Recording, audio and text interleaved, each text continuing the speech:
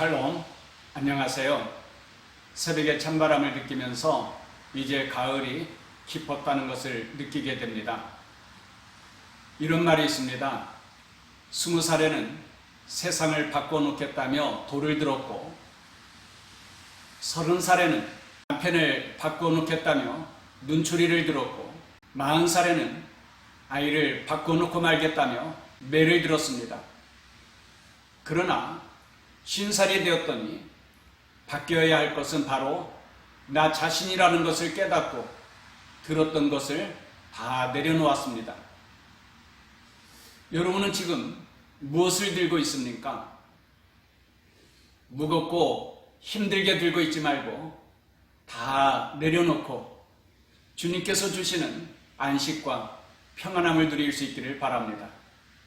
코로나 사태에 어떻게 교회를 잘 지켜가고 주님께서 맡겨주신 주의 양무리들을 잘 돌볼 수 있을까? 저에게 무거운 짐이었지만 이제는 모든 짐을 내려놓고 주님께 맡겨야 된다는 것을 깨닫게 됩니다. 오늘은 역사와 지리로 읽는 성경 12째 시간으로 마지막 시간입니다. 집에서 큐티하시는 분들을 돕기 위하여서 시작하였는데 너무 부족하고 아쉬운 것이 많습니다. 성경 읽는 방법 정도만 간단히 소개하는 정도로 이 시간을 마쳐야 할 것 같습니다. 말씀을 퍼즐 조각처럼 한 구절 한 구절만 암송하고 이해하는 분들이 많은 것 같습니다. 그러면 말씀의 해석이 엉뚱한 결과를 가져올 수 있죠. 이런 이야기가 있습니다.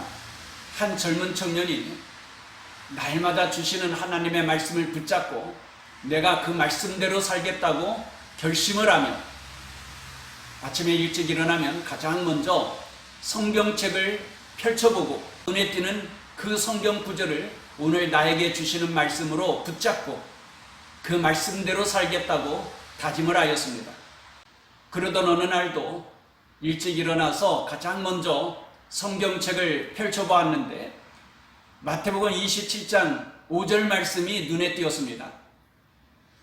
유다가 은을 성수에 던져놓고 물러가서 스스로 목매어 죽은지라. 분명히 하나님의 말씀이지만 오늘 나에게 주시는 말씀인 것 같지는 않습니다. 그래서 이 청년이 다시 한번 성경책을 펼쳐보았는데 누가복음 10장 37절 말씀이 눈에 띄었습니다. 예수께서 이르시되 가서 너도 이와 같이 하라 하시니라. 내가 기도가 부족하구나. 그래서 이 청년이 성경책을 덮어놓고 하나님 앞에 간절하게 기도했습니다. 이번에는 꼭 나에게 주시는 말씀을 내가 읽을 수 있게 해주세요. 기도한 후에 성경책을 쫙 펼쳤는데 요한복음 13장 27절 말씀이 눈에 띄었습니다. 이르시되 네가 하는 일을 속히 하라 하시니. 여러분, 이 이야기를 어떻게 생각하십니까? 모두 다 하나님의 말씀이죠. 그렇다고 하나님의 말씀을 그렇게 삶 가운데 적용하면 되겠습니까? 마귀가 예수님을 시험할 때에도 하나님의 말씀을 인용하여서 시험하지 않았습니까? 아무리 하나님의 말씀이지만 자기의 수단과 목적으로 삼게 될 때에 그것은 하나님의 말씀이 아닌 사단의 유혹과 사단의 시험이 될 수도 있는 것입니다. 이단들도 마찬가지죠. 그들이 하나님의 말씀이라고 주장하면서 하나님의 말씀을 가르쳐 주겠다고 하지만 하나님의 말씀이 자신들의 잘못된 교리를 합리화시키는 것에 불과하게 되죠. 그러므로 성경 전체의 주제 속에서 성경 한 구절 한 구절들이 어느 시대에 또 어떤 상황 속에서 주신 말씀인가 하는 것을 알아야 합니다. 그래야 성경을 정확하게 해석할 수 있고 그 말씀을 내 삶 가운데 바르게 적용할 수 있는 것이죠. 성경은 추상적인 소설이나 단순한 역사책이 아닙니다. 약 1600년에 걸쳐서 40여 명의 저자가 기록하였지만 그 주제와 그 내용의 흐름이 다 일맥상통합니다. 이는 실제적인 저자가 단 한 분이라는 것으로밖에 설명할 길이 없습니다. 그분께서 분명한 계획과 목적을 가지고 역사를 주관하시고 그리고 그 시대의 사람들에게 마음을 감동하여서 성경을 기록하도록 하였던 것이죠. 공관복음에는 예수님께서 유월절 때에 예루살렘에 방문한 이후 약 8개월 동안의 활동이 생략되어 있습니다. 마태복음 4장 12절에 예수께서 요한이 잡혔음을 들으시고 갈릴리로 물러가셨다가 하였는데, 요한복음을 보면 예수님은 이미 약 8개월 정도 예루살렘에서 세례도 주고 사역하였던 것을 알 수 있습니다. 요한복음 4장 1절에 예수께서 제자를 삼고 세례를 베푸시는 것이 요한보다 많다는 말을 바리새인들이 들은 줄을 주께서 아신지라 그랬습니다. 그리고 요한복음 4장 3절에 유대를 떠나사 다시 갈릴리로 가실세 그랬습니다. 그 이후에 예수님은 갈릴리 사역을 하시는데, 예수님과 함께 예루살렘 사역을 마치고 돌아온 제자들이 다시 갈릴리에 오자 고기를 잡기 시작합니다. 그도 그럴 수밖에 없는 것이 가족들을 먹여 살려야 하니까요. 그러다가 주님께서 다시 제자들을 부르셔서 사람을 낚는 어부가 되리라고 말씀하시자 그들은 이제 전적으로 예수님을 따르며 예수님과 함께 생활하게 되죠. 그 이전에는 파트타임이었다고 한다고 하면 예수님께서 다시 부르셔서 사람을 낚는 어부가 되리라고 말씀하신 이후로는 풀타임으로 주님과 함께 복음 사역을 하였던 것입니다. 이때는 12제자도 확정하여서 12제자와 함께 사역하시는 것을 우리가 성경 말씀을 통하여 알 수 있습니다. 예수님은 부활하신 이후 먼저 갈릴리에 가서 제자들을 기다리십니다. 그 이후에 제자들이 갈릴리로 돌아와서 어느 날 고기 잡으러 갈릴리 바다에 갔다가 밤새 그물을 던지는데 한 마리의 고기도 잡지 못하죠. 마치 처음 예수님을 만날 때처럼. 한 마리의 고기도 잡지 못한 제자들이 날이 밝자 해변으로 돌아오게 됩니다. 그때 주님은 떡과 고기를 구워서 맛있게 음식을 준비하고 제자들을 먹이십니다. 식사 후에 주님께서 베드로에게 묻죠. 요한의 아들 시몬아, 네가 나를 사랑하느냐? 그러자 시몬 베드로는 내가 주님을 사랑하는 줄 주님께서 아시나이다 하고 대답합니다. 그러자 주님은 내 양을 먹이라, 내 양을 치라고 명령하십니다. 목양 사역을 맡겨주신 것이죠. 그게 바로 교회입니다. 주님은 승천하시면서 제자들에게 예루살렘을 떠나지 말고 내게서 들은 바 아버지께서 약속하신 성령을 기다리라고 말씀하시면서 오직 성령이 너희에게 임하시면 너희가 권능을 받고 예루살렘과 온 유대와 사마리아와 땅끝까지 이르러 내 증인이 되리라고 말씀하셨습니다. 주님의 명령대로 제자들은 예루살렘에 모여서 오직 기도에 힘쓰게 되고 그러면서 성령을 받게 되죠. 성령을 받게 되자 제자들은 놀라운 변화와 권능으로 예수님께서 이 세상에서 행하셨던 그 일들을 행하게 됩니다. 그것이 바로 교회이고 사도행전의 역사이죠.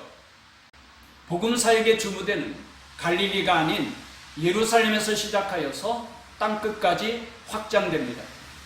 12장까지는 사도들과 초대교회 일꾼들이 예루살렘과 온 유대와 사마리아까지 복음을 전하는 내용의 말씀이 기록되어 있고 13장부터는 바울을 중심으로 하여서 그 일행들이 땅끝을 향하여 가서 복음을 전하고 교회를 세우는 내용들의 말씀들입니다. 바울은 세 차례에 걸쳐서 세계 전도 여행을 하는데 이때에 많은 서신들을 쓰게 됩니다. 1차 전도 여행은 바울이 갈라디아 지역을 중심으로 해서 전도하는데 그래서 갈라디아 교회를 세우게 되죠. 그리고 1차 전도 여행을 마치고 돌아왔는데 갈라디아 교회에 유대주의자들이 들어와서 믿음으로만 구원받을 수 없고 율법을 지켜야 구원받을 수 있다라고 가르칩니다. 그러면서 갈라디아 교회 성도들이 율법의 종이 되는 것이죠. 이 소식을 듣고 바울은 너희가 예수 그리스도로 말미암아 자유를 얻었는데 또다시 종이 되고자 하는도다 하면서 편지를 쓰는데 그것이 갈라디아서입니다. 그리고 2차 전도 여행을 할 때는 아시아의 수도인 예배소에 가고자 하지만 성령님께서 예배소에 가는 길을 막으심으로 말미암아 할 수 없이 마게도냐 유럽으로 건너가게 되죠. 유럽으로 건너가서 빌립보와 데살로니가, 베레아 이렇게 복음을 전하는데 유대주의자들이 베레아까지 쫓아와 가지고는 박해를 하는 겁니다. 그래서 바울 일행은 배를 타고 아덴으로 도피하게 되죠. 오늘날의 아테네입니다. 바울이 너무 마음이 아픈 거예요. 왜냐하면 데살로니가 지역에 세 주밖에 안 있었거든요. 그러니까 데살로니가 교회는 초신자 중에 초신자라고 할 수밖에 없습니다. 그런 갓난아기와 같은 데살로니가 교회 성도들을 놔두고 아덴으로 도피하였으니까요. 이때에 바울은 디모데와 실라를 데살로니가 지역에 놔두고 데살로니가 교회를 좀 잘 보살피도록 부탁하고 내려왔는데 늘 걱정인 것이죠. 그러다가 고린도 지역에서 디모데와 실라를 만나게 됩니다. 디모데와 실라를 통하여서 전해들은 데살로니가 교회 소식은 매우 반갑고 기쁜 소식이었습니다. 그 박해 가운데서도 데살로니가 성도들이 믿음을 잘 지키고 있다는 거예요. 바울이 얼마나 반갑고 감사한지 그래서 데살로니가 교회에 칭찬을 하고 격려를 하면서 쓴 편지가 데살로니가 전서와 데살로니가 후서죠. 3차 전도여행 때는 2차 전도여행 때 가지 못하였던 예배소에 가서 비교적 오래 머물게 되는데 3년 정도 머물면서 예배소 지역에 복음을 전합니다. 이때에 고린도 교회 대표들이 예배소에 있는 바울을 찾아옵니다. 왜냐하면 고린도 지역은 당시 매우 음란하고 타락한 도시였거든요. 그러니까 교회 안에도 온갖 죄가 다 들어오는 거예요. 오늘 우리로 따지면 교회가 세속화될 위험에 빠지게 된 겁니다. 그래서 교회 대표들이 어떻게 해야 되는지 교회 안에서 생긴 여러 가지 문제들에 대하여서 묻고자 바울을 찾아왔고 바울은 그런 질문들에 대하여서 교회는 어떻게 해야 되는지 성도들은 어떻게 믿음을 지켜야 되는지 바르게 살아갈 수 있는지 이런 것들에 대하여서 쭉 편지로 써서 보내게 되는데 그것이 바로 고린도전서이죠. 고린도전서를 읽은 고린도 교회가 문제가 수습되는 것이 아니라 더 혼란스러워집니다. 바울을 사도로 인정하지도 않고 그러면서 교회 안에 베드로파다, 바울파다, 아볼로파다, 그리스도파다 여러 파당들이 생깁니다.